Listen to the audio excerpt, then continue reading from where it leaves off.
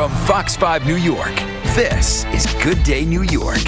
Well, the city finds itself with a battle on two fronts: pandemic closures and also people hesitant to come back even when things reopen due to a spike in crime. A huge spike in crime. Mapping out a plan of recovery is the former NYPD chief of department, now serving as senior advisor to the mayor's office for recovery and safety planning.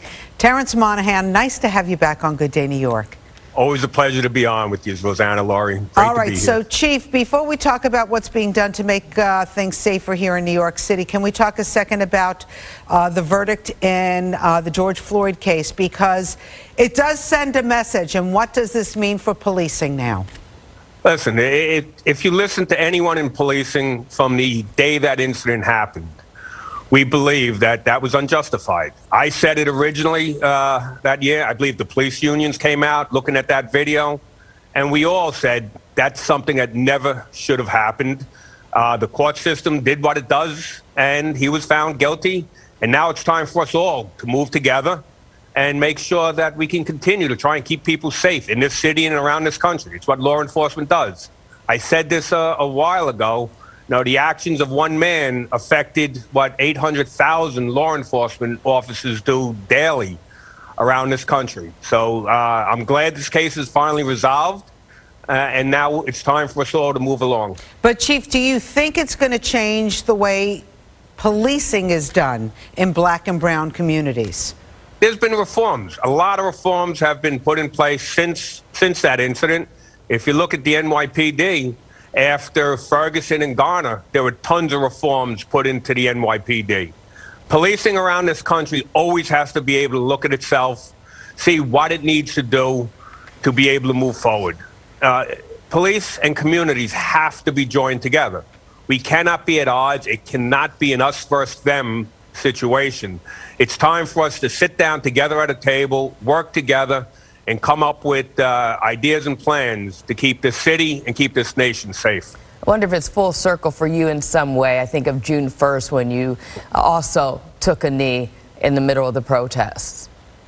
Listen, in that day, when I said it when I spoke to that crowd, before we got down, I told them there wasn't a police officer standing out here that believed what happened in Minnesota was right, and that we need to join together, and that the few anarchists who were in the crowds who were looking to incite violence needed to be removed, they needed to separate themselves from the anarchist movement, the ones that were looking just to cause destruction.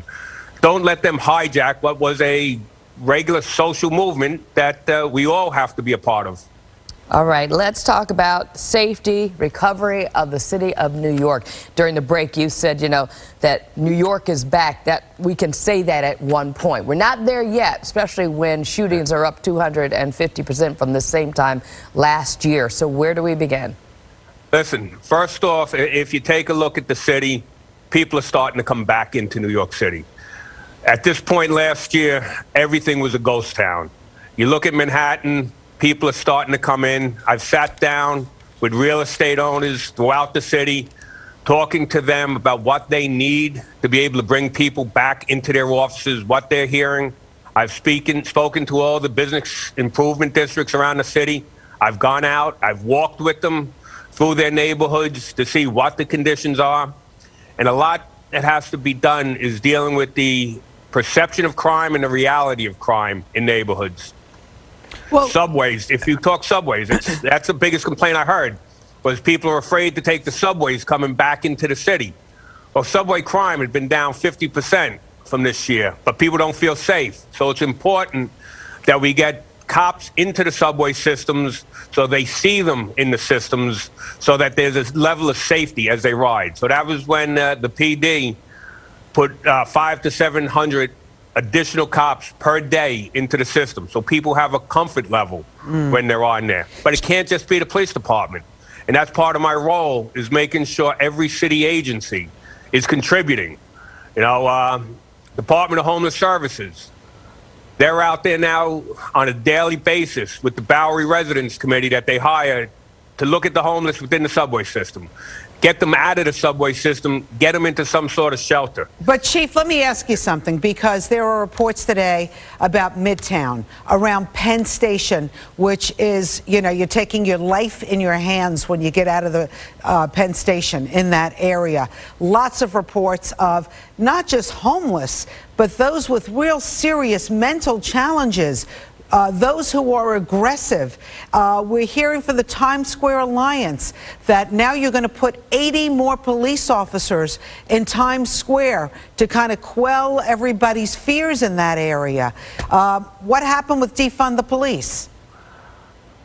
When we look at the recovery, it is vital that we be able to give a level of safety for people that are coming back. You know, when you talk Penn Station, I met with Hudson Yards, and that's exactly what they said. They needed their employees to feel safe walking from Penn Station into Hudson Yards, that they needed the people who were coming there to visit to feel safe. So this is putting together a task force within Manhattan South, within all the business districts, within Manhattan South, south of 59th Street, to help that level of safety that people are going to feel, to deal with the issues that you're talking about, Penn Station in particular. But they're not going to do it alone. And that's going to be the role that I have, is making sure, as we're dealing with this, that Department of Homeless Services is working hand in hand with the police department. They're going to take the lead with the homeless, but the police department will be there to lend assistance. I mean, but the problem is, Chief, as you know well, in the past, homeless services can only do so much. If the people don't want help, you're back to square one. Well, that's where the police department has to be there, because it's not right. People can't be sleeping in the subway. People can't be blocking different facilities, and we need to be able to approach. If someone has an issue, a problem is in crisis, a mental health crisis, we need to be able to get them the help they need. So that's where we get DOHMH to work with us, work with the police department, so we can get clinicians out on the scene, heat teams out on the scene to help these people that are walking on the streets right now with some sort of mental health crisis. We can't expect other agencies to do it alone. So the police department will be there to help them, but these other agencies have to be the lead. And it's something that we're going to be doing on a regular basis. I'm going to be holding meetings with every city agency, along with all the commercial districts, to go over their responsibilities. Call it kind of a CompStat light for every city agency in this city, where they're going to have to be responsive to the needs of the communities that they serve. Well, we hope it works out. It's going to be a little while, but it's going to be a while. But if you take a look at the city of New York right now, the streets are getting a lot more crowded. True. If you're trying to drive in the city, it's getting tougher and tougher to move around. True. It just shows people are coming back. We welcome them back. Yes, we do. Thank you, Chief Monahan. Senior Thank you. Advisor. Have a great day. Senior Good to Advisor have to you the on, Mayor's as Office on always. Recovery and Safety Planning.